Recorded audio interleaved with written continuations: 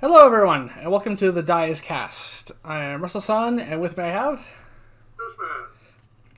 Well, last we left off, Aquans Jonas had just parted ways with both Aldrich and their childhood friend Bree, both of whom were leaving Vyrn's run, both on important business and were pursuing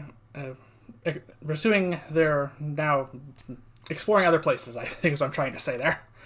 Alright, well that was botched a little bit, but that's fine. So, yes, Aldrich went off to return the Arcanum to return the Arc. This is probably the roughest one I've done in a long time. Aldrich went to return the Arcanum to Lyria, where he hails from, in hopes of protecting it from the expedition of 4 to 7 sorcerers or other operatives coming from Ulrich's to Vyrn's Run.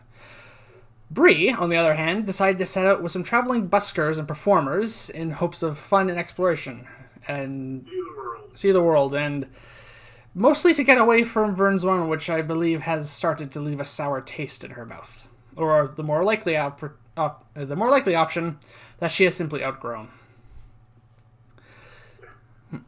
Saying goodbye to their two companions, Aquans and Jonas remained in town, and then a massive storm hit, causing flooding to sweep away parts of the Vyrn's Run harbor, numerous ships, and caused a wrecked ship to appear near the shore of Vyrn's Run, which was quite familiar. A familiar-looking gambling boat, which Aquans and Jonas previously encountered. Deciding to explore this boat, they came aboard and dispatched/apprehended some of the remaining crew on board, and brought one by the name of Naren, the apparent ringleader of this gang of thieves and criminals. Brought him to shore, stabilized him, tied him up, waited until he woke, and marched him to the underground wizard laboratory they had been visiting until recently. And that's where we are currently. At the very end of last session, Aquans decided, at Jonas' request, Aquans mind probed Naren with the use of detect thoughts, and determined that he was indeed an agent of the Court of the Seven. Further evidence being that he had a brand on the back of his hand in the shape of a brain with tentacles coming off it in the shape of a 7-pointed star. A sign that brought to the mind of the aberrant mind sorcerer Vapula, who up until recently had called Vyrn's Run home.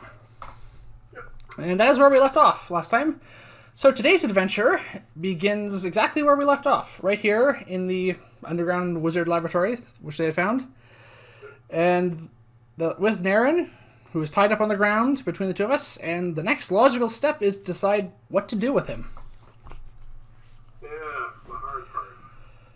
Since letting him go will likely make matters worse for us and also Vyrn's Run. Well, we have a few options, I suppose. We can just kill him. Yes, that is one of the ones we came up with. Another one was turning him over to the Watch. And the other one was just leaving him restrained down here and just occasionally visiting and bringing him food and water. I don't really want to babysit him. No. But that has a certain merit because we could impersonate him. We could. And also keeping him down here means we are the only ones who know he's alive. Yes. Whereas putting him in jail is basically going to be letting every thief, spy, and other agent in this town know where he is. Yes, that is a difficult one. I'm not much one for just murdering people just because, even though he does deserve it. He was, well, the criminal aspects of just fleecing people for money is not a big issue, I suppose. It's not worth the death sentence, but... No, he did also throw a dwarf overboard his ship in irons. Yeah, he was going to drown a gentleman because, just to keep the image up. So... Yes, I don't think we actually found out why he was doing that. Can now, I suppose. No. It's not important, though, really, is it? No, it's not worth it. So yes, that really is where we need to start at the moment, because this decision is probably going to form what we'll be doing going forward. babysit him. You don't want to kill him. I don't want to kill him. Well, by process of elimination, that leaves us with one option that we came up with so far. Unless you have some other idea now. There's a certain dwarf in town that'll be very happy to know that he's been incarcerated. People will know about him being here, of course, but that may prove an asset as well. Or he may just end up having a very short lifespan regardless. Entirely possible. I'm not sure what the politics or criminal justice in Vyrn's Run is for attempted murder. But I'm sure it's not pleasant. They certainly can't incarcerate him for 10, 15 years here. So, anyway, that's not our problem. No, it's his. Yeah. Alright, we've got all the information we need. We know that the operatives of the Court of the Seven have been dumped on shore. Yes. Not in town. Yeah, a bit further away from town than they were hoping. Yeah. We have a couple of days, maybe. But let's just get rid of this guy. Yeah. So, get him on his feet. Alright. We right him to his feet. And we start marching him out of here. We'll take the secret doorway. It's closer. Alright, so we go to the secret door. Open that up, and we head out. And we come out in the... They're up there, and that's... I always want to call it the northeast, because that's where the northeastern corner of the map. I know that's technically northwest, isn't it? Yes. That is the northwest. Alright, as we come up... The right. Yes. The top right corner there of the map is where we come out. And we're going to be walking him back towards the main gate of Vyrn's Run. Yeah, I'll go in the west gate. It's the one we're familiar with. Alright. As we start walking through there, the ground is still quite muddy and spongy in places because there's been heavy rainfall due to the storm. And it's still overcast at the moment. It looks like it's probably going to rain again, at least again today, and possibly maybe continue on for a little bit in the foreseeable future. It's a pretty soggy town. Yes. But at least the streets of Vyrn's Run itself are cobbled, so Yes. It's not horrible once we're in town. No. Besides, you like the rain. Yes. Yes. Rain I do like. Mud not so much, but mud maybe probably not as much, but that's fine. Well, we are going through some farmers' fields, so yeah, it could be very muddy by the time we get into the cave. Yes. So we do make it there, though. Alright. Be careful with our guy that doesn't trip or something, like has a hit point. Yep. One of them accidentally just tripped and hit his head and died. True. He hasn't had any opportunity to rest at all. Neither we, for that matter. No, we did. We waited for him to wake up. Oh, we had what? Short rest? Yeah, he was out for 2 hours. You're unconscious for 1d4 hours, and I rolled a 2 last time for him. So we had a short rest. Alright, let's head into town. Actually, no. No, wait, that's wrong. What? We had a long rest. I did not have Detect Thoughts prepared last time. I had to rest and prepare it. So he's actually at full health. Well, yeah. So are we. We're not going to bother rolling whether he got... Oh, he's fine. He's fine. He's at full health, yeah. Yep. Yes, we're all at full health. I'm just down a spell slot. For Detect Thoughts. Yes. And as you can see, viewers, the town is still in rather disarray. The trees have been thrown there. The harbor has been thoroughly destroyed. Yeah, this is only a few hours later, so they haven't had time, I guess, to get rid of all this. No, this has probably been about 10 hours since we went out to the boat. Because we had to... It was 2 hours for him to wake up, and we walked him there. We had a long rest. Yeah, so... This is 10, maybe 11 hours, going on 11 hours towards the aftermath of this storm. Excuse me. Good and tight.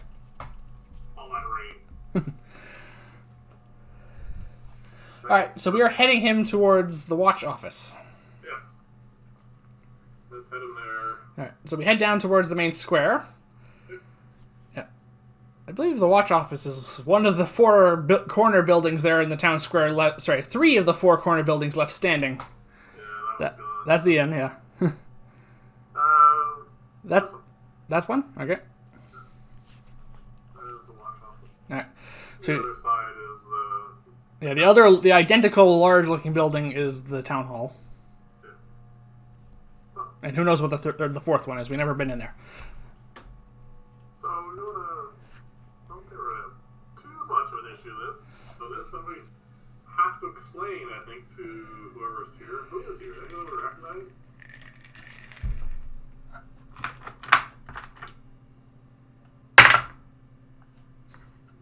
That's a 2. No. The watch is larger than the one at Lakeside, so they have shifts probably. That means and they can have a large number of people on each shift. So. Well, how is it when we're dragging this guy in? Is it that? Are they wondering why we have this poor That's guy? Okay, I'm really glad I wasn't rolling that for anything more important. I rolled a 2 and a 1 on that die. Alright, so what? It is utter chaos in the watch office as we enter. There are people, there's just a whole bunch of people here, panicked people who probably have, and some people who have lost their homes just in the aftermath of the storm. And they are basically just, there is a crowd in front of the watch office, and we can't even get into there just yet. That make me wish I left them back there. Tied up. Obviously, the watch officers, there's a lot going on. I'm going to roll to see if they notice us. Come on, this isn't going to be too hard. That's another natural 1. Oh, good job. Throw that die away. This green die is not working out today.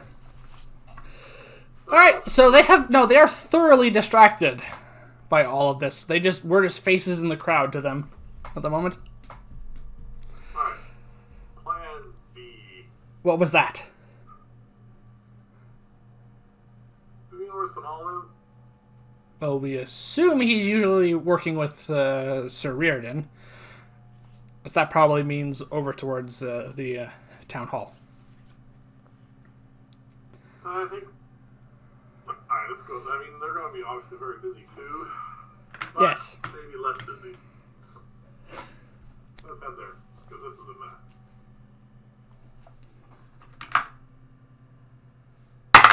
No.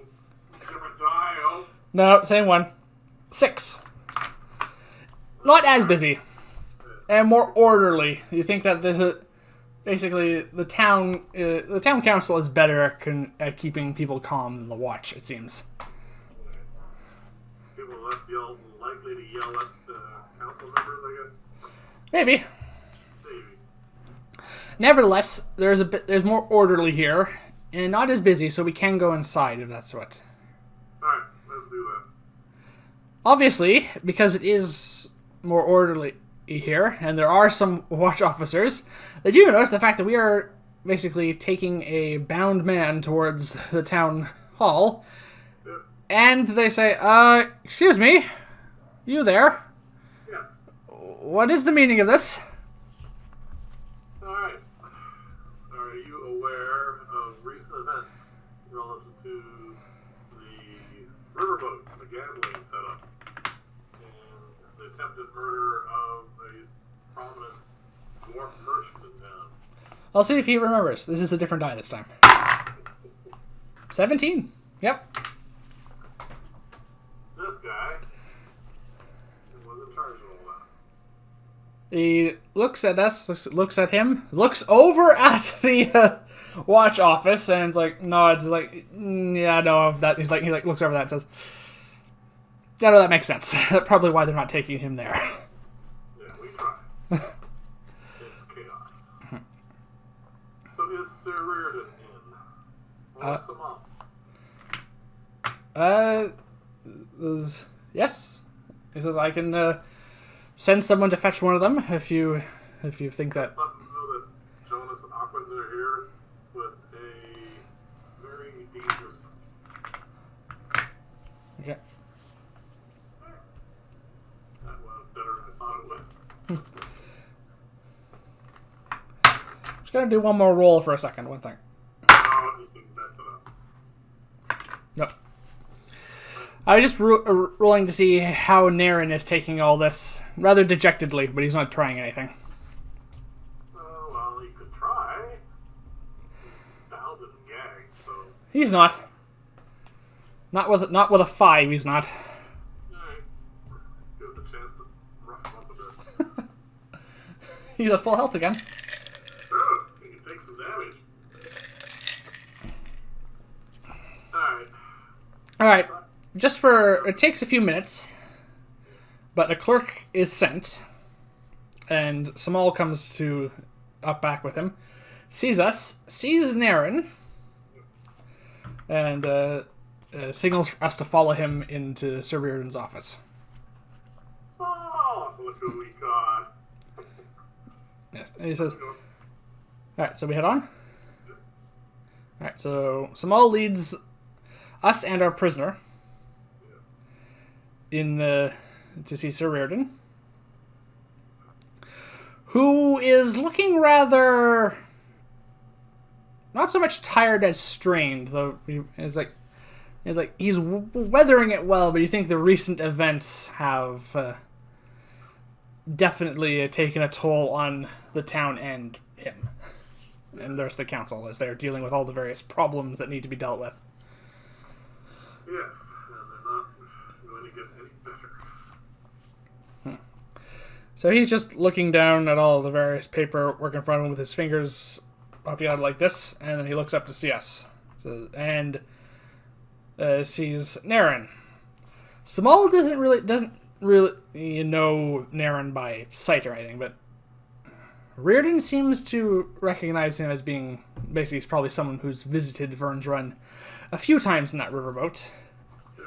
And as such, Sir Reardon is a bit more astute to the situation.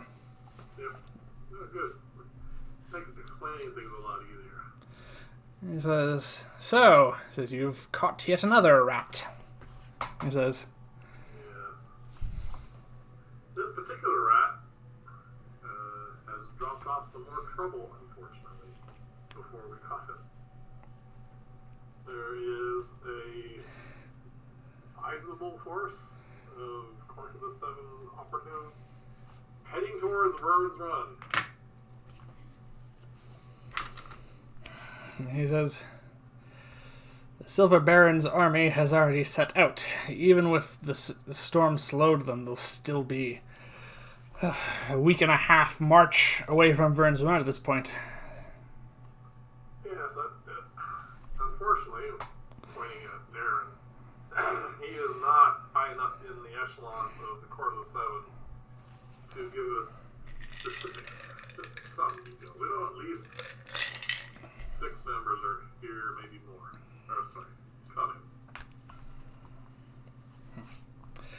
Coming. He looks over to Samal and says, the situation may be a bit graver than you are well aware. He says, Samal? He says, he says, I think we should go ahead with our plan to send that message to the Silver Baron and his troops. He says, send a messenger bird to him as quickly as possible, and with his instructions for him to return to Vyrn's Run as quickly as he can. He says, how far away would he be? He said a week? A week and a half to 2 weeks march away from Vyrn's Run. Well, you know what they say about the cavalry. The one benefit towards the situation is that they were leaving through the north gate. And the river follows the north-south, so they may, and the riverboat was coming from the north, so there's a possibility that they might be able to. It's just like, no, but it's the best option they have. Samal excuses himself and goes off to presumably send that message. Can you take this guy to the... And he says, there is one more thing has arisen. It says, the storm has washed other things to our shores. It says, besides just boats and refugees. What? A body has washed ashore. Okay. seem unusual considering all the bodies we've seen in the last 10 hours or so. It does not belong to anyone from Vyrn's Run. Okay. What's so special about it? It says, well, we will I think showing you will be easier. Can we... He walks over to a bookshelf, and he pulls on a book that is attached to the shelf as a latch to a secret bookcase. It's a secret door behind the bookcase, and it opens. And see that there is now a staircase leading down. It says, please bring him this way. Okay. Pick him up. Shove him forward. Okay. So Sir Reardon leads the three of us down the staircase, and Sir Reardon's office is on the second floor, which is the top floor of the building. And we're definitely going down at least a few floors. This is either a basement or possibly even a sub-basement, which we're heading towards. And this staircase does not get off on any other floor. Alright. He has a few tricks up his sleeve. Yes. He also does there was a button that he pressed on the inside that causes the bookcase to reseal. Alright. Down we go. We come to the bottom floor, which is basically a deep, dark basement. Okay. There is lit by torches, and it is a sizable chamber. Yeah. There are two individuals here who are wearing rather nondescript clothing. They look a little bit like dressed like the clerks above, but they don't resemble. They themselves do not look like clerks. They carry themselves a bit better than that. You suspect these are some sort of agents of the town council, or possibly just Sir Reardon's himself. Right. The other thing to catch your notice is that there are 3 cells down here, one of which is occupied. Is another one going to be occupied shortly? Yes. We do recognize the occupant. Okay, who? Because, well, there's a hissing sound and a face that comes to the bars that is very much that of a were-rat.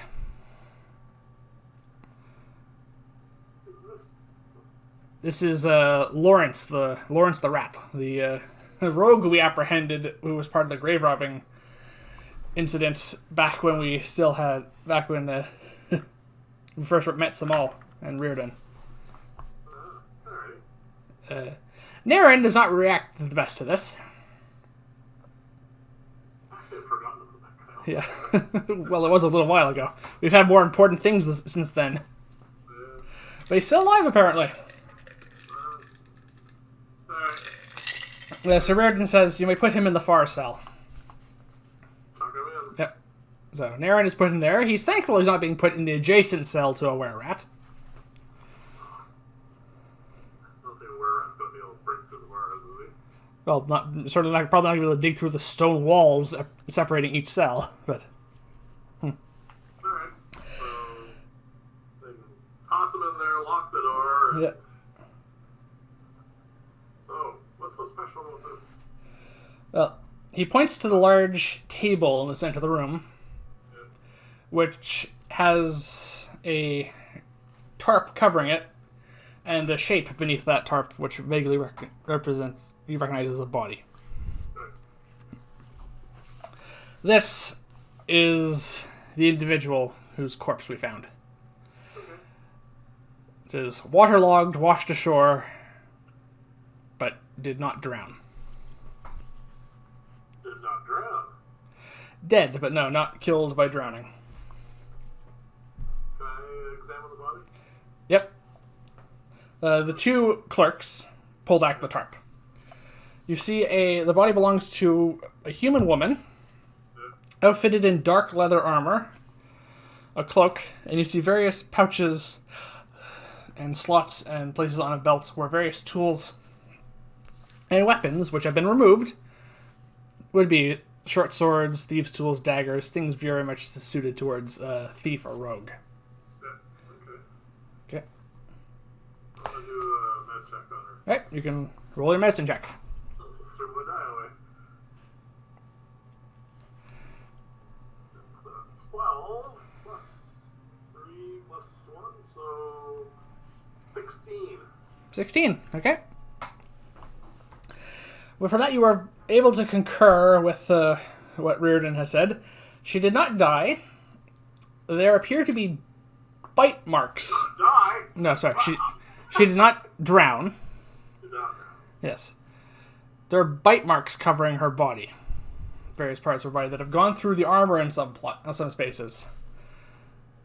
She was bitten to death? By some sort of very vicious animal, you would think, by the size of this. These are like, it's hard to tell from that check, but either bite marks of a large dog or a wolf or something along those lines. Can I do a survival check on this? Would that be, or is that more nature? This would be nature. If you want to determine what type of animal it did. You want to aid me? There you go. You have nature, I do not. Of course, you've been rolling really bad. What? But then again, you've been rolling really bad. Yeah, that green die rolled another 4. But the other one rolled an 18. So that's 24. I think these are the bite marks of a very large dog. And between the two checks, we start to realize that there isn't just piercing damage here. There's signs of decomposition in the wounds and around the bite marks. There's necrotic magic at work here into the bite marks as well. So, some sort of undead dog? Or something else? You can roll an Arcana check if you want. We're not very familiar with the undead, No. apart from the ones you run into.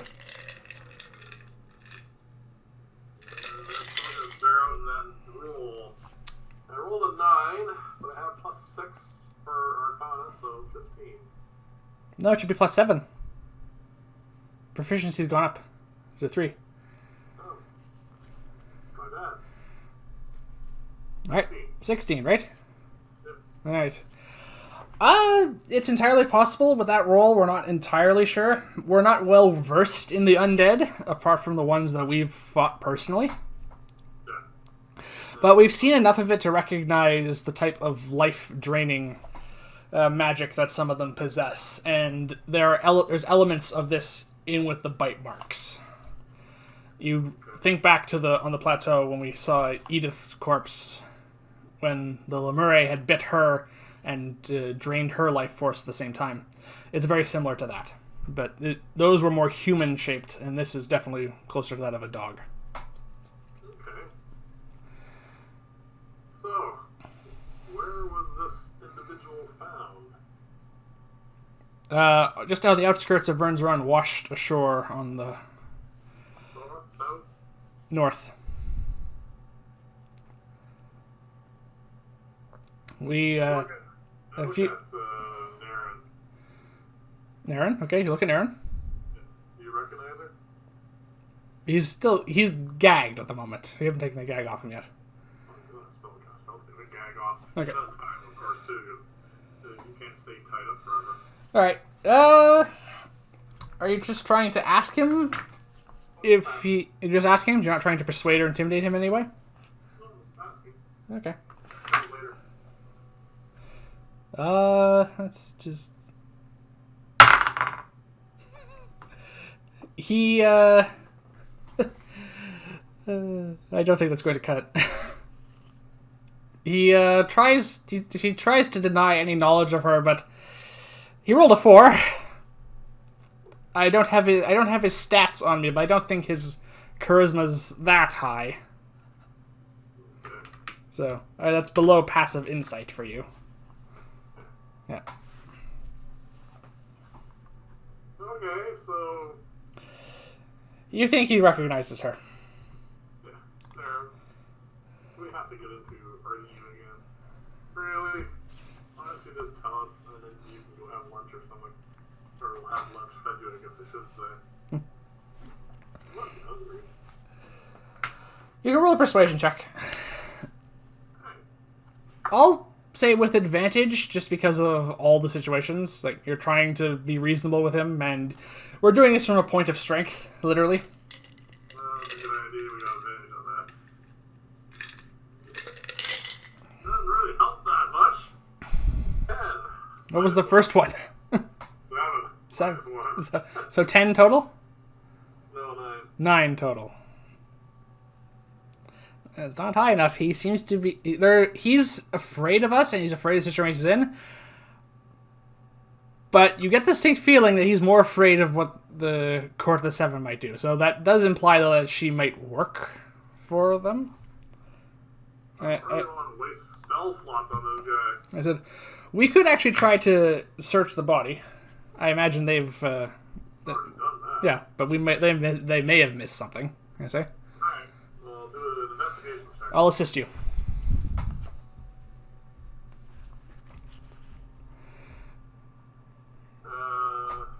26. 26! Oh, that's above the DC. Alright, so you search the body. She has been picked clean for the most part. Most of her things would be considered weapons, and tools and various things have been taken. They did miss a hidden knife, which you find. And also, sewn into the inside of her cloak is basically like a secret pocket, which we tear open. And an emblem falls out. It is a familiar-looking emblem because Naren has the exact same one branded on the back of his hand. It is the brain symbol with the 7 tentacles spiraling outwards into the shape of a 7-pointed star. Very good. Yeah. I go to his cell and hold it up to him. You still want to deny it?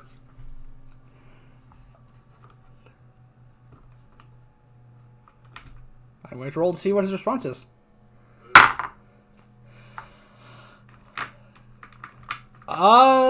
He rolled relatively well there.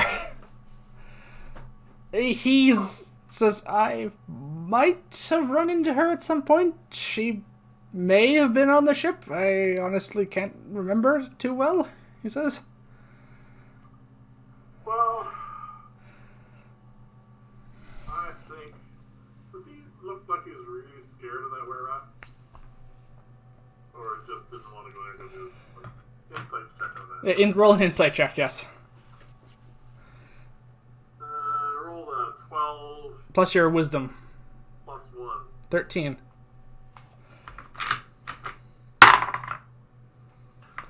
Yeah, no, he's very much afraid of the were-rat.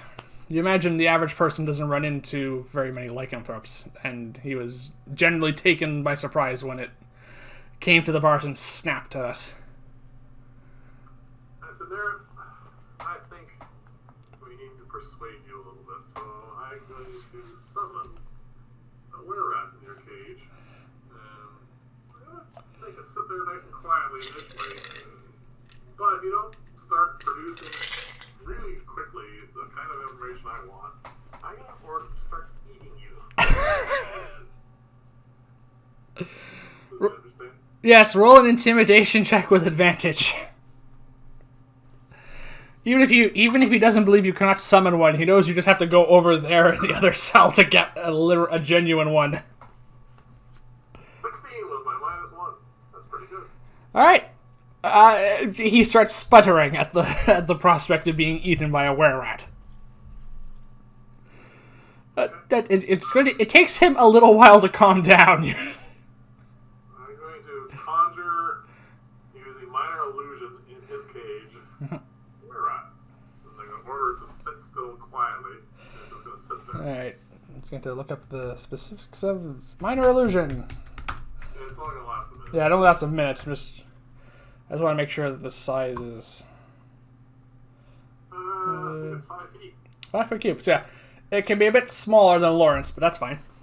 Well, it's just going to be huddled down, Yeah. right? It's going to be salivating and looking like it wants to eat them. Naren screams. So are you going to cooperate? A scream echoes through this chamber, and you get this thing feeling this chamber is probably soundproof. Yes, yes, he says, call it off, call it off. He says, you realizing that you haven't actually done anything yet with it. I wave my hand and the illusion stops. Yeah. Unsummons. Yes, I understand. The illusion is gone. As far as he's concerned, you've unsummoned it.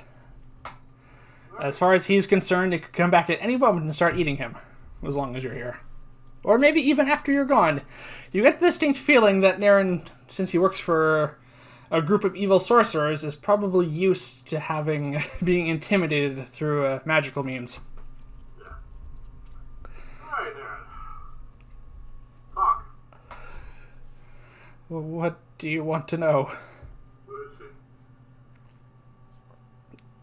she? I don't know her name, but she's one of the operatives for the court. She's a spy. She says we worked for the brand. 1 second, I just had to bring out my notes for a second.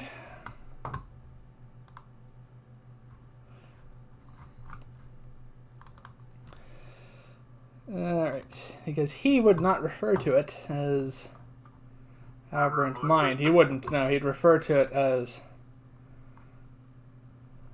Alright. We serve under the mistress of the mind and the goddess of knowledge, he says. Okay. From that, I think you can easily take the fact that it is aberrant mind, is a branch of the court. Yeah. Is she one of the passengers that you were delivering? He seems to be unsure if you're referring to the goddess he was talking about or her, the woman on the slab. His mind is not is in a panic at the moment. You have to be a bit specific with him. The girl on the slab Yes. is one of your passengers, I assume. Yes, I believe so. There were many who came aboard. He says, some. Put a number on many, please.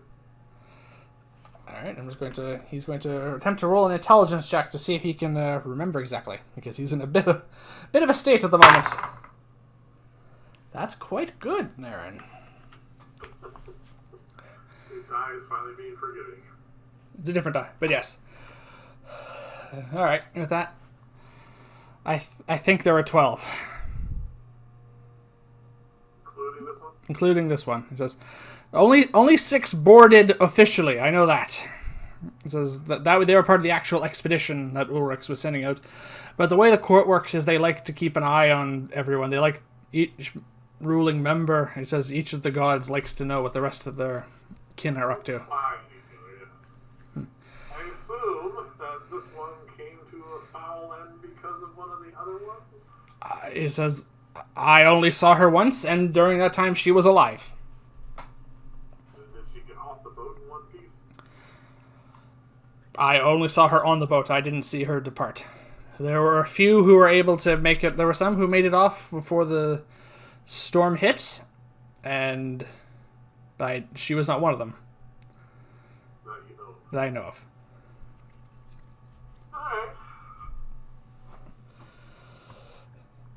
Alright. I say, I step up at this point and I say, who's leading this expedition from Ulrich's? He says, right. It was led by General Uthal Skywatcher. It says Skywatcher. Skywatcher.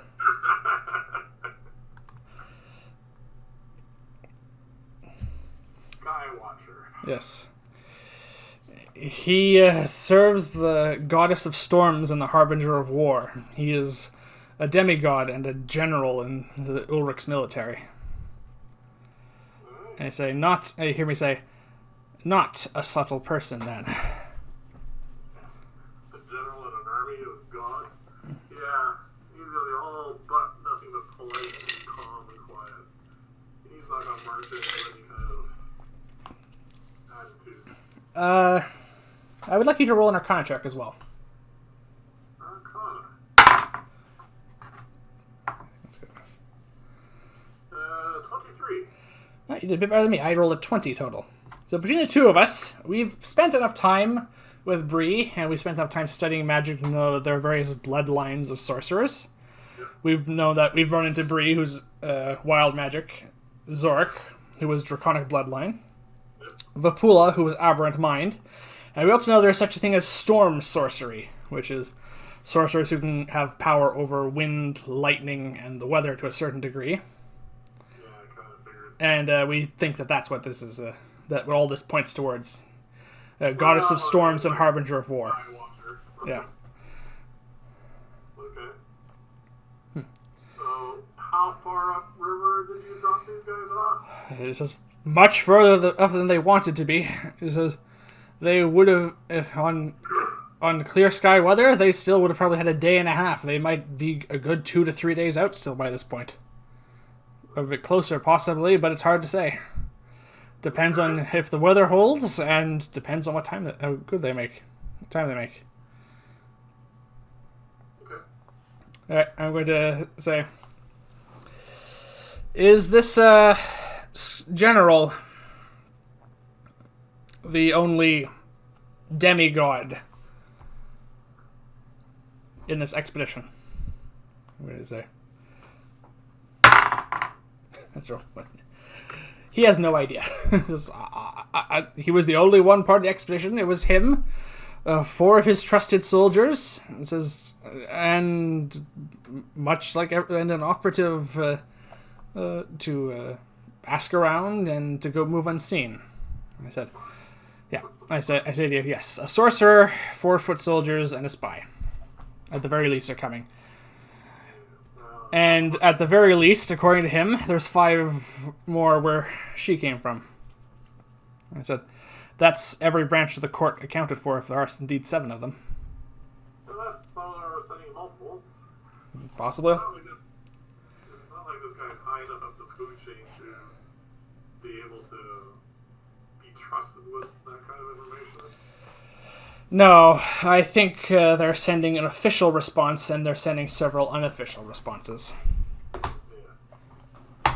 So I turn to Sir Reardon. Yep. This doesn't really change much. This is... But it does verify that things are coming. This 2 days out, 3 at the most. Depending on the weather holds. It says, the Silver Baron's forces will never make it here in time. Well, Not if they march through the night. Without any sleep, they still would not make it here before them. well, it doesn't sound like a huge force. I know He says, forces can be a little difficult to deal with, but I mean, they're just as killable as anybody else. you hear a laugh come from Naren in the cell, who is probably still operating to a certain degree under the assumption that these are still gods. Yeah. Well, I'm not about to tell him I've killed a few already, because I don't want that knowledge out there. No. Sir Reardon says, not an occupying force, no, but still one that could easily cause trouble. Vyrn's run is vulnerable at the moment. Yes, I guarantee that they're going to cause trouble. And says, the storm has wreaked havoc, and he says, much of our military is elsewhere on attempting to ironically shore up our northern defenses to prevent this sort of thing from happening. Well, I guarantee that they are going to cause trouble. But at least their main method of transportation for transporting their troops is now at the bottom of the river. He says, in your expert opinion as wizards, what are the odds that this storm was conjured by this general, this sorcerer? I'd give it a 0. And I said, yes. I don't think he's that powerful. They wouldn't be sent... he says he's, after all, what he just said, we've encountered some of these demigods before. He says, from what he said, and he's serving someone. Obviously, he's not as powerful as whoever he's serving, this goddess of storms. That, and just on a pure logical point, they're not going to course. If they wanted a storm to just damage Vyrn's run, and they could conjure one, they would have conjured one above Vyrn's run, not just. They wouldn't include themselves in the damage. So, this is just a storm. He says, "Well, an ill turn for us, but perhaps it also has bought us some time." Yeah, I mean, a few extra days to get ready is not a bad thing. He says, "I do not need to say that to tell you that our watch officers that remain will be ill-equipped to handle trained soldiers, let alone a sorcerer commanding them." Well, as always, you can call on our services. He says, "Well, I suppose we all must hope that it does not come to that, though." Well, can we continue this conversation away from him? There's a couple things I would like to cover, but I don't want him to He says, know. he and turns to the two clerks and says, "You may now take the body to the crematorium." He says, "Ensure that she is never found." And the three of us head back up the stairs, back to Reardon's office. By which point, as we come back out, Samal has returned and is waiting for us. Okay. So once the bookshelf is reclosed, he says, "Word has been dispatched. The weather still looks rather foul, though. It is starting to rain again. We may have more strong winds and downpours, and possibly some more another storm to come. The bird may not make it to its destination, and even then, it might take them as long, if not longer, to get back from where they are now, over the terrain." And hear Sir Reardon say, "Well, we have desperate need of them now, unfortunately. But yes, they will not make it in time." He says, "An expeditionary force from Ulrich's, led by a sorcerer from the Court of the Seven, is at most 3 days out of march of the town." So you guys have no one here with the capabilities of casting Ascending? He says,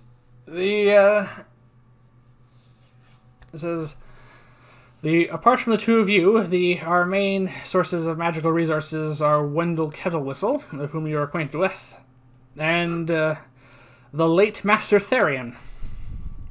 Yeah. So, no then. No. You do know that I currently have in my possession a scroll of sending. Oh, Yeah, it was on the. I think I forgot to write it down. But hang on, I'm positive that was on the things we got from Therian. I did not write that one down. Rest for the wicked. It was in the treasure section for this session, I'm positive. Yep, sending. We have the following scrolls: Arcane Analysis, Remove, Curse, and Sending, which were... Alright, I'm going to put those on my character sheet now. That would expedite. Well, it would guarantee them Well, it would getting happen the now. message. Yes, and it would be a message they would get now, not in whatever time it takes bird to fly. Alright. There's one other problem with the spell. I'm just going to bring up the details here for a second. I think I have to know the person I'm sending the spell to. Duration 1 round, yep. You send a short message of 25 words or less to a creature with which you are familiar. Don't forget that. I can't do that. I say, Small, I say, you're a spellcaster. I've seen you make yourself invisible. Can you read a scroll?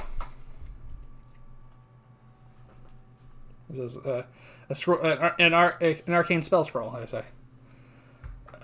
He says, I've done so before. Says I do not know the spell sending, but Sir Reardon says, if you are willing to let us use this scroll, and the chance that it may succeed, as I understand magic from scrolls, there is a chance this will not work. No, is he capable of casting that level of spell?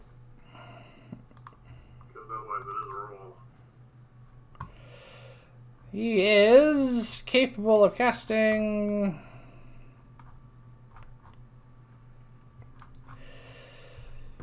He is only capable of casting up to second level spells, so it's a roll for him.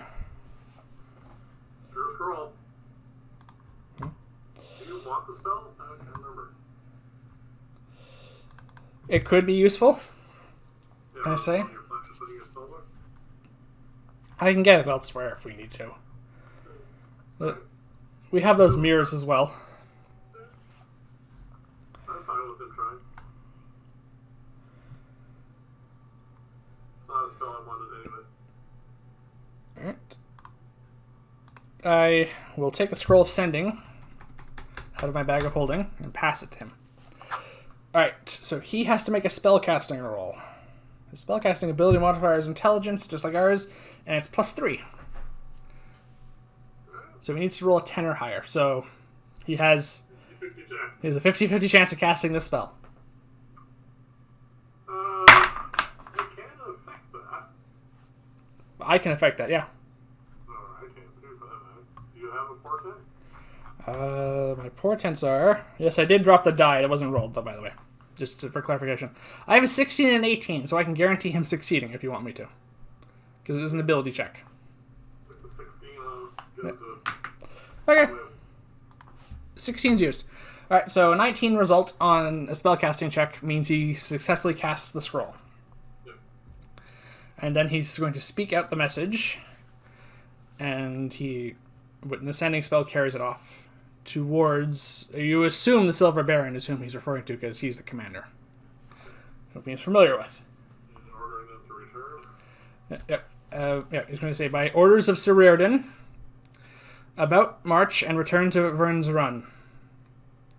Expeditionary force from Ulrich's is on its way to Vyrn's Run. Hostile intent suspected. Make all haste. I don't know if that was 25 words or not, but it's fine. That's the gist of what he sends. I wasn't counting. Neither was I. It sounded fine. It sounded fine. It was probably close. Well, I'm sure our viewers will probably... Someone in our audience will count and let me know. It's fine. I think the gist of the message would definitely have got through. Alright. So, the scroll is gone, but it's successful. Alright. I guess that is it. Like I said, when they get here, we'll definitely be keeping an eye out for them.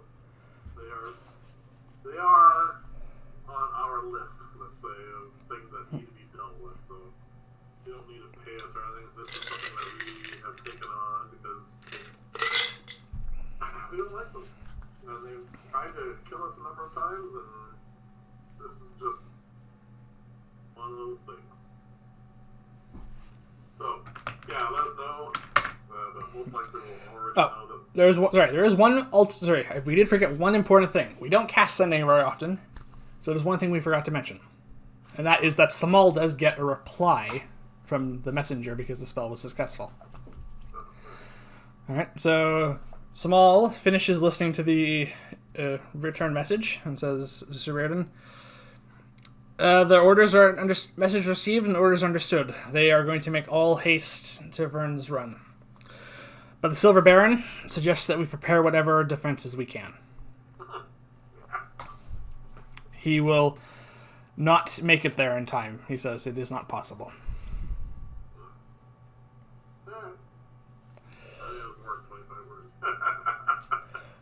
Again, we don't hear the actual full message. We just this is what's being relayed to us, and at which point there is no word limit. Okay, I think that's pretty much all that we need to do. Yep.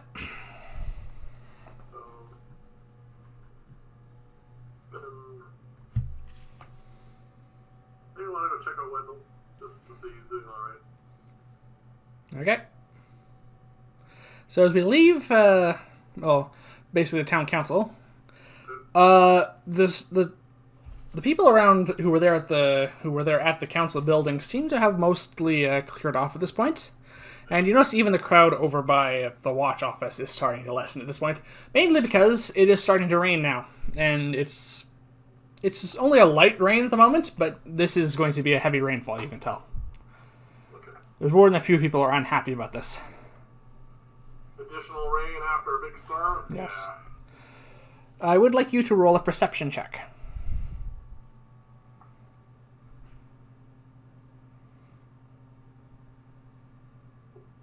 I don't think I'm noticing it. I guess your owl's not out, is it? No. Not even, it didn't even break my passive perception. Well, let's see if I notice anything. 16. For once I roll well on perception. Probably the first time in forever. So as we are basically crossing the town square to head towards the Whippoorwill and Kettle Whistle's Curiosities, we basically, it's partially due to the large amount of rain and mud that has fallen that we hear the sound of the cart coming up.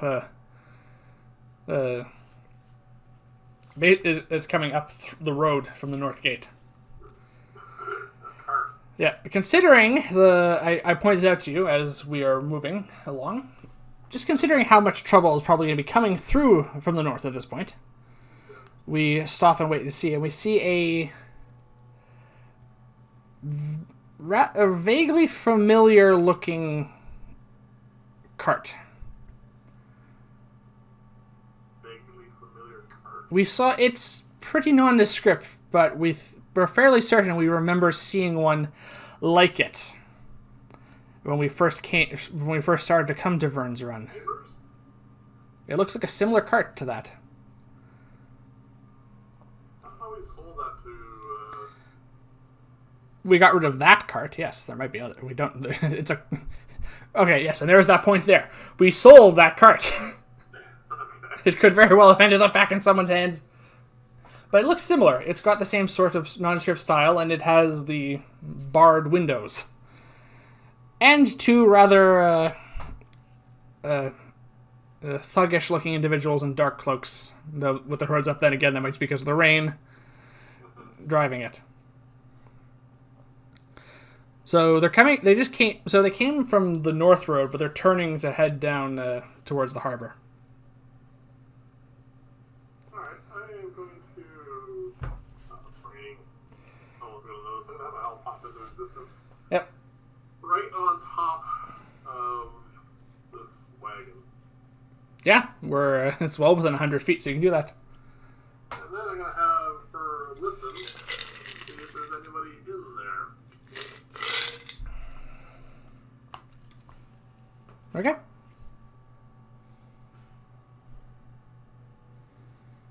$17. 17.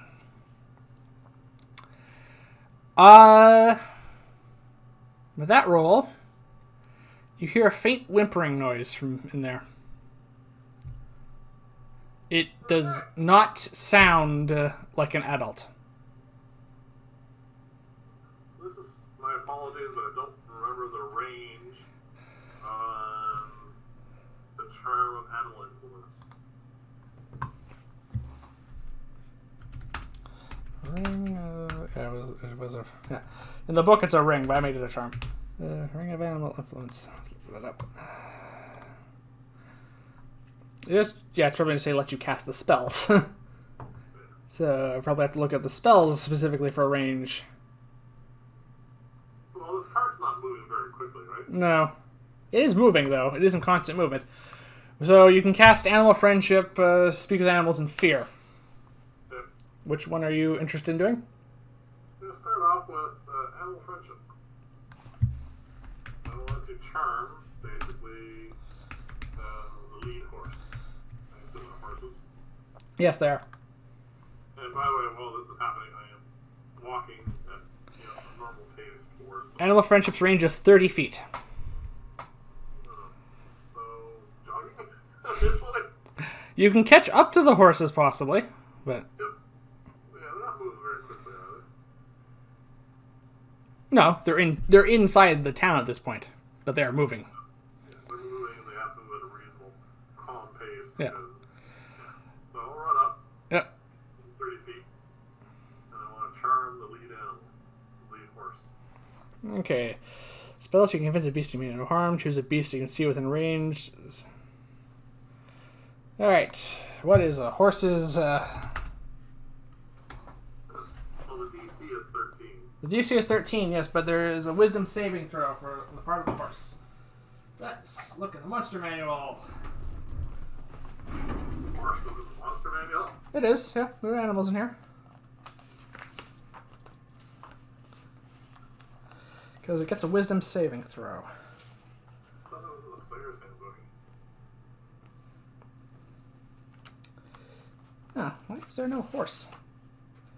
That's the player's handbook.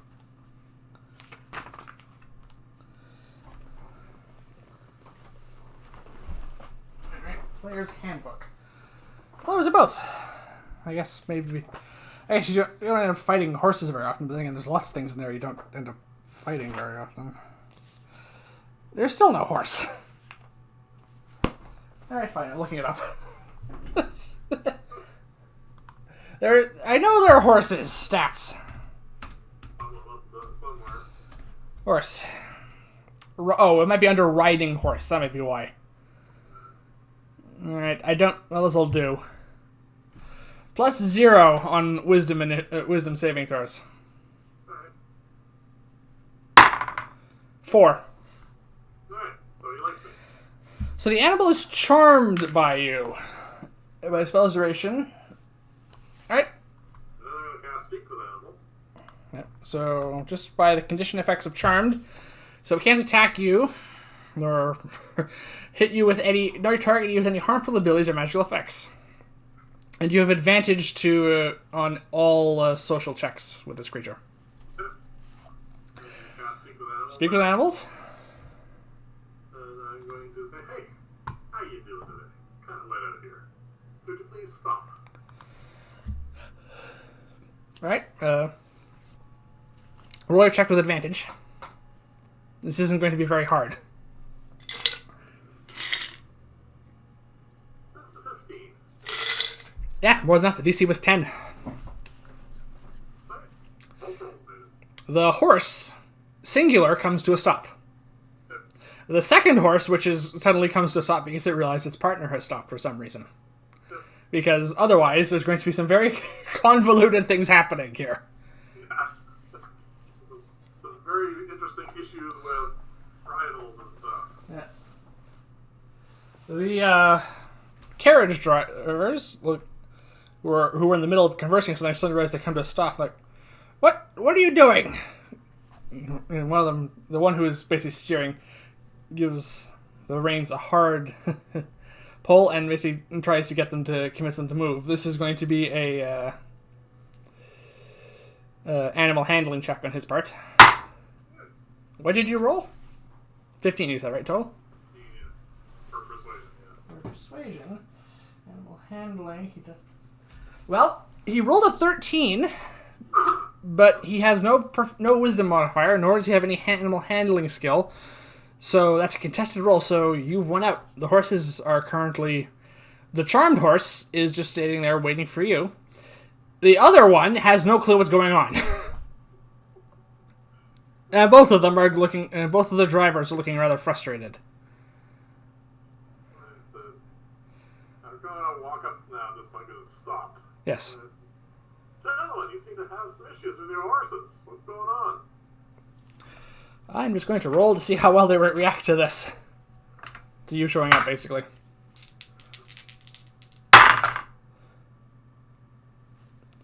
The, one of them, who was actually, who is getting rather mad at the moment, and is probably looks like he's reaching for something back behind him, and sees you, and is taken by surprise. The other one is also surprised to suddenly hear someone talking to him, but puts his hand on his shoulder and says, well, as you can see, we seem to be having some trouble with our blasted animals. They don't seem to be pulling the cart, for some reason. I know, that's what I just said. This is... What kind of impression do I get from these guys? Do they remind me of the other slavers? This is... Do I recognize them? Well, we killed all of them. We killed all of them. No, you do not recognize them. This will probably be an insight check on your... Sorry? That'd be a glaive standing there, like in the stirrup or something. No. This is probably going to be an insight check if you want to try and get a feel for them. What they are like. No? Okay. What'd you roll? 7. 7. That gives you a little bit. They're kind of... They look like thugs. They remind you of Bilius in a lot of ways. Bilius probably, like, 10 years down the line and with a heavier drinking problem. Alrighty. In fact, as you look back, you can see what the thug was reaching for. He's either reaching for either a whip or a mace. You're not sure which. No, it was likely the whip, but there was a mace there, which you noticed within arm's reach. You also notice from here that there is also a heavy crossbow. Probably for defending the cart. So, they're armed and armored. Are you caught up? Yeah, I'm basically behind the cart at this point. I'm just waiting to see what's going on. Just no need for them both to know we're there, basically. I'm going to try and surreptitiously signal you to have a look inside. Make a sleight of hand check. And I will make a stealth check.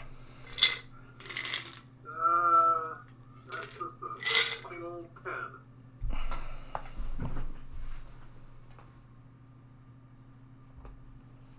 You're just gonna leave it as a 10? Yeah. Okay. I'm going to make a stealth check now. Oh dear. Is this falling apart already?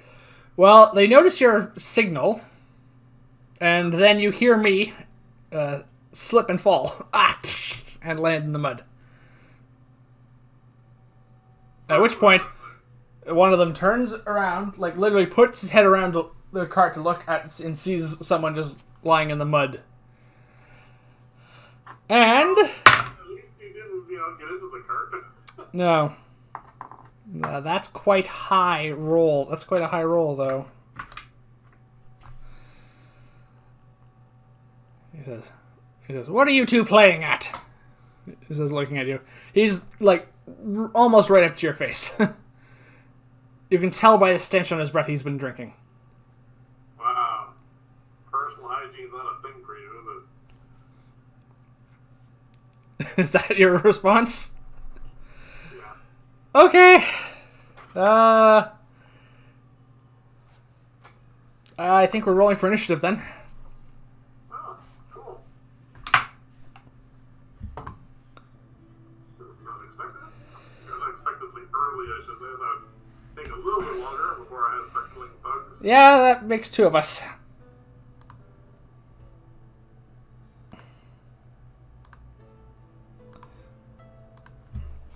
Alright. Let's roll some initiative. Huh. Well, Oh, I don't know why I rolled for both of them. I'm gonna just roll them. They're gonna have the same initiative. I'll roll for them. Okay. You have a 12? I'm actually going before you. I have a 14. you're rolling separately. I was written down as bug 1 and bug 2 anyway. It's fine. This just saves us. It just saves time. So you have a 12? What does bug have? I have to add their initiative bonus here in a moment. So they don't have a. They have a 9. There are two of them. One of them is reaching back, in the process of reaching back for, you suspect, the mace at this point. And the other is in the process of getting the heavy crossbow off of just the racket sitting on the cart. I am up first, though. I am currently lying on my back on the muddy cobblestones. Yes. But I can see one, but I have a high enough passive insight to read the room, basically, as it were. That we're in combat. So I stand up. That's half my movement gone. This was really gone bad. Yeah. I'm going to walk around the side so I have it. I can just see the one coming around the corner who looked around and is reaching back for the mace currently. And I'm going to put my hands towards him, and I'm going to cast Frostbite. He rolls a 12. 14 total. That's a fail. Hey. I'm just gonna hold an action and see if they do, but I guess we're gonna get right into this. Alright, he takes 9 points of cold damage. Alright. Knock one. Yeah. He lets out a scream as the cloud of frost passes over and through his shoulder and encases a section of it in ice. He has disadvantage on his next attack roll. So the thug on my side, the one that's right up my face. Yes, that was the one I hit, because I had to come around that side. Alright, so it's your turn. Well, The thug has gotten a hold of the mace and is ready to turn around and take a swing at you, and now there's ice forming on his shoulder blade and his torso. You're up, though. oh, okay, chilly. I'm gonna warm you up. I'm gonna fireball. Alright, you're in melee with him, so you have disadvantage on the hit. Wait. Yep.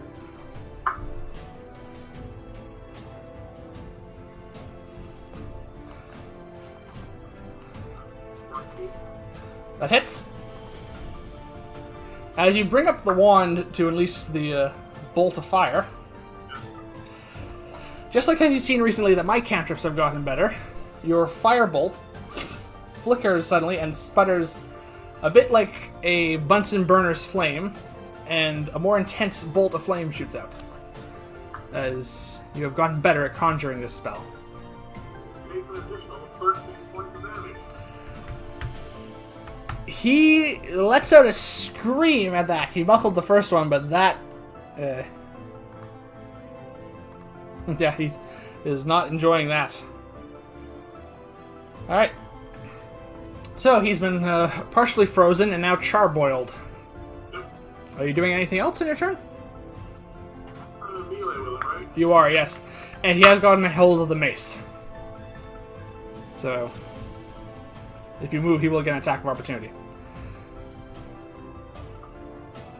There he has disadvantage to hit me, so I think I'll hang out here. Alright. Just smiling at him. Alright. He raises the mace up and is going to take his multi-attack against you.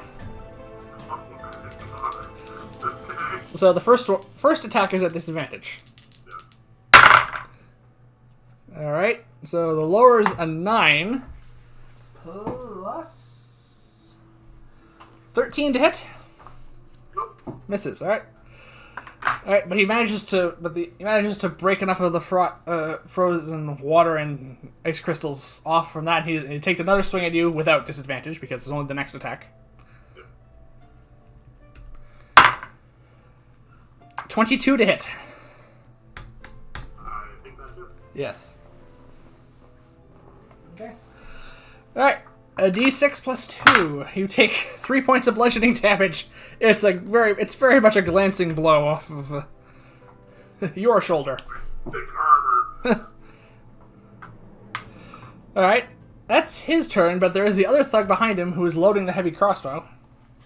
Loading? Yes, he can load it though, and it's a bonus action to do that. That's fine. And then he turns and is going to fire at you because he can't see me. Do I have a bit of cover because I'm behind his straight? You have half cover. That's plus 2 to your armor class. I'll take it. Alright, he rolls. He rolls a 15. They're not as good with a crossbow. So your armor class is 14 normally, right? So plus 2 brings it up to 16. That's a miss. Yeah, he's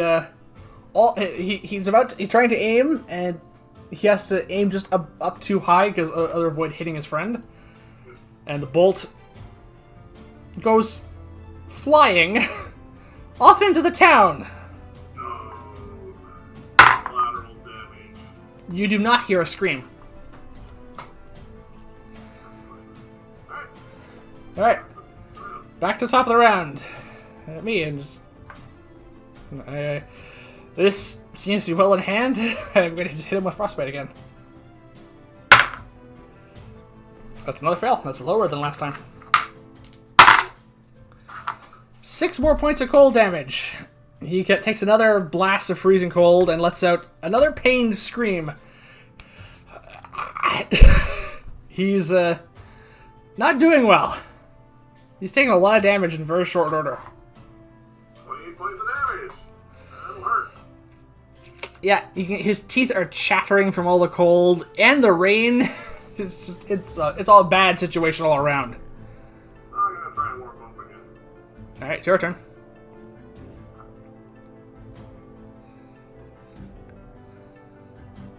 Alright, I need a luck point now. Okay, you roll. Okay, so you get to reroll once.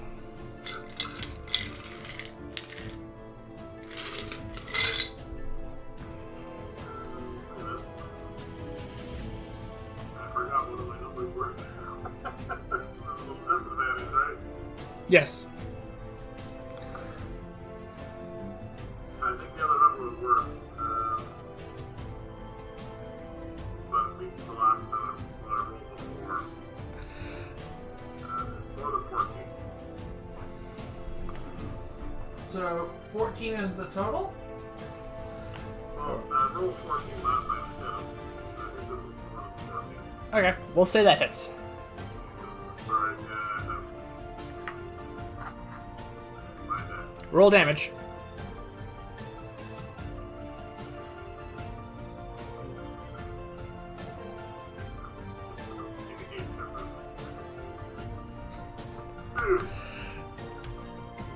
Well, this is a bit more of a...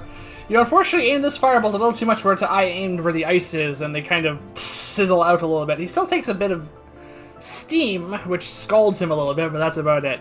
I mean, he's not looking good. That was really pathetic of what that was. Okay. So now we're coming to the thug's turn. The one who has just taken 30 points of damage in the past 2 rounds is going to drop the mace to his side, grab the reins, and he's going to try with all his might to get the horses to go.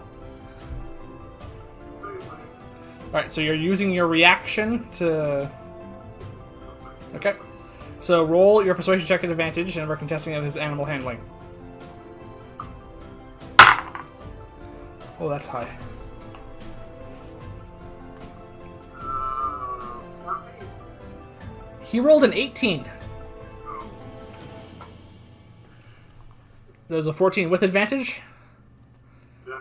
You could use luck to roll again if you want. No. No? Okay. So we're gonna start going. So 18, without the charmed horse definitely convinces to go, and even charmed, the other one is ready to go. Alright, so the horses are going to be moving to get out of here. Before that, though, the other thug is going to take another shot at you. He loads another bolt and opens fire. An 18 hits you, right? Yes. I was thinking. Not to use shield. Okay. I'm gonna use shield. You're gonna use shield? Okay, you can't. Oh, you can't. You used your reaction to convince the horse. I'm getting hit, man. Alright, 1 to 10. You take 5 points of piercing damage. 5? 5, yes. It's not that bad. Hey, I'm gonna get hit here. Yes. I'm sorry. In the past 2 rounds, you have taken 7 points of damage as opposed to one of them taking 30. No, 8. Yeah. Okay, 8, fine. It's a minor comparison. Alright, so we come to the... so at initiative count 20, the horses will now go. And they are galloping away. So they get to move, and then move again. It's a dash. Pulling the cart, and they are going to... Basically, they've made it to the end of this street that's heading down towards the docks. So they made it to here? Just a bit before there. Basically, just before the turn. Right there. Here? No, that's where they were before. They're now at the end. So this is where we are still? Yeah. And they're just before that turn there. The T-junction. That's their turn. Alright, that comes to me now. Alright, well, this is going to possibly be a chase. We have none of those yet. I can move up. And I think I can still just see him. That's all I need for frostbite. How far did they end up moving? Like how far away are they from us? They moved 80 feet and around. So I was able to move up 30 feet, so they're within 50 feet, which is within the 60 feet range I need for frostbite. Alright, I'm going to try and bring down the guy who's steering, because he's the only one I can see, really, at the moment.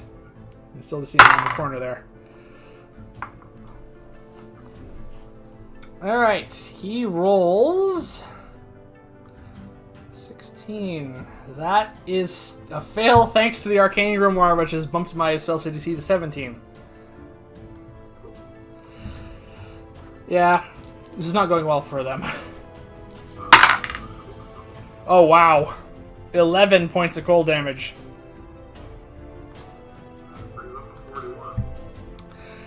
Okay. Oh, did we say we were taking these guys alive? We didn't. No. All right. Yeah. So the the cloud of freezing cold blasts him right in the back, and he tumbles off of the cart from while the jostling happening. He lands on the ground, and the cart does run him over.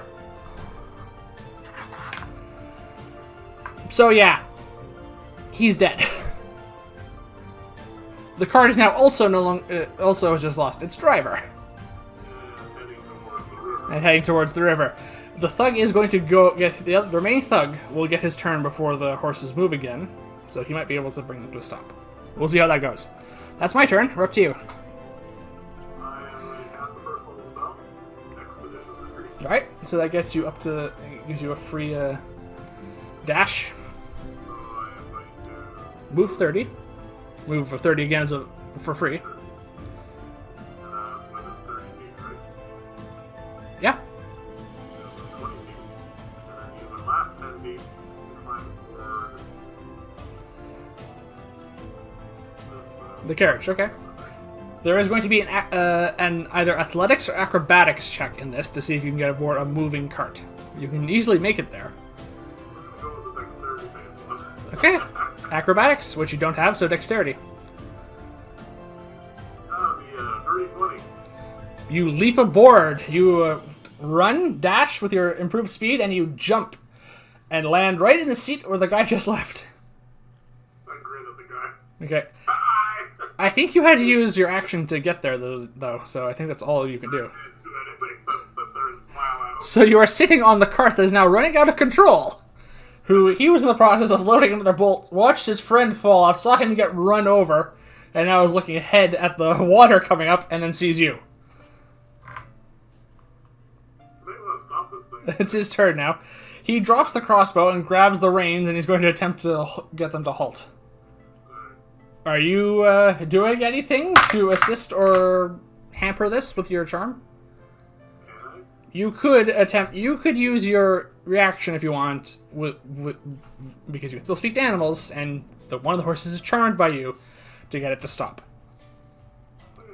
I will say, River's coming there, buddy. You may want to stop. All right, roll your. So you're going to be rolling it with advantage, a persuasion check for the horse. That's going to assist this guy this time. 17. He got a 19. Between the two of you, you're able to convince both the horses to stop. That's his action. And your reaction. Yeah. I've done everything. He picks up the crossbow and jumps off the cart and starts heading towards the south road. Well, technically, he is leaving my melee. You have no reaction. So he can do it. He only get 30 feet because he had to use his action to prevent the horses. Alright, top of the round, the horses have stopped. So they're not moving anymore, initiative count 20, so we come to me. I'm basically just going to be using my action to dash up to get close up to where you guys are. I see the dead body on the way by, and as I turn, I see him running, and now we're up to you. I have gobs of movement now, so Yep. I think Yes. Run in front of him. Yeah. He's heading towards me at this point. Yeah. And then I'm going to tell him to stop or die. And I'm going to hold a firebolt as my, if he doesn't stop. Okay, yeah. So, with your movement and your bonus action, you get in front of him and you're holding a firebolt. Wave my wand at him. Yeah. Tip glowing. Stop Yep. or die. A flame kindling on the end of your wand. Alright, roll an intimidation check with advantage. I know he's not charmed by you, but you've done a lot. But we've done a lot in the last moment to scare these people. 11. It's not very high. I'm going to see how I'm going to roll a response for him.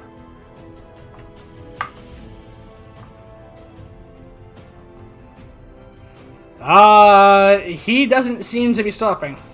Firebolt. So you release your firebolt then, okay?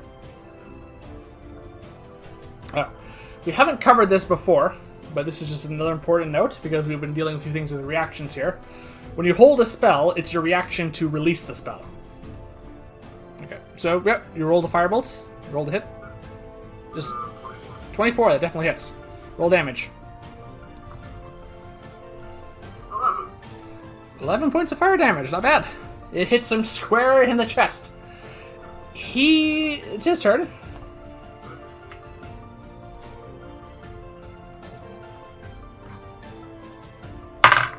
Yeah, no, he's going to... He drops the crossbow behind him and he keeps running. He's going to literally run past / kind of... He hits you and kind of keeps going.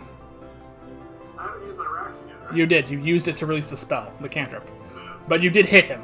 So, for all the good it's going to make. So, he makes it past you, but he's only about 20 feet past you. How far away from the river? Oh, he's pretty close by the No, he's heading south. You guys turned south. He turned Yeah, right. he turned right, yes. So he's heading along the south road. By the way, at this point, now that things are calming down a little bit, you can hear the fact that there's a lot of commotion happening. But we'll get to that in a moment. Alright, so it's my turn now.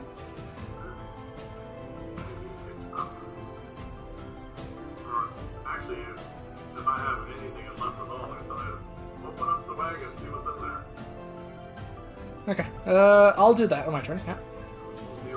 Alright, so I'm going to move back towards the cart, so that takes me out of combat for all intents and purposes, for the moment. I'll keep myself in initiative, and let's see if I can get the cart open. Not with that roll. Alright, I'm working on the lock. It's going to take a little while with that roll. We're up to you now. He's only 20 feet away from you. You don't even need to use your bonus action to do this. You just use your movement. Yeah, I know. And I'm actually going to burn a 3rd level spell slot. You're burning a 3rd... You're not fireballing him, are you? No. But I am conjuring a massive demon. Okay, so major image. Major image. Just claws dripping venom. Yeah. And just the most horrific visage of fangs and bat-like wings and Horns. glowing eyes and just the worst possible nightmare. And it's going to say to him, I'm going to eat you if you move. This is just a check on his part, I think. Yeah, no, he is terrified of this. And stops and is just like... He's forgotten you're there at the sight of this thing. He is not intelligent enough to realize that this is A, something you conjured, and B, that this is an illusion. He is petrified in fear, and this is just the worst day of his life all of a sudden. I'm going to walk up to him because I have lots of movement left. You have lots of movement left. You have a bonus action of 30 feet of movement still. Does he have any weapons on him? He dropped the crossbow. He still has a mace at his side. That's about it. His hands are just trembling. He is not thinking about the mace at all. He's not thinking about fighting. He's thinking about his potential survival. Needless to say, I think we're out of combat unless we're going to be doing anything else to him. I'm going to take his mace from him, and I'm going to stand in front of him. And I said, my friend here is going to eat you unless you tell me exactly what you're up to. Please be honest, because he's hungry. Roll an intimidation check with advantage. Oh, this never goes well. He's already terrified. This is a low DC. 6 probably wouldn't do it. Advantage. 10. That's enough. In all honesty, the 6 probably would have done it. I just wanted you to roll to make sure you didn't roll a 1. With advantage, so 2 ones in a row. Well, actually, I said the DC at 5 for you. It's this easy DC for this because he's terrified of this thing that you summoned out of the ether. But that's about it. He's not really paying attention too much at the moment, so he has stopped. So, what did you want him to do? I want him to explain what he's doing.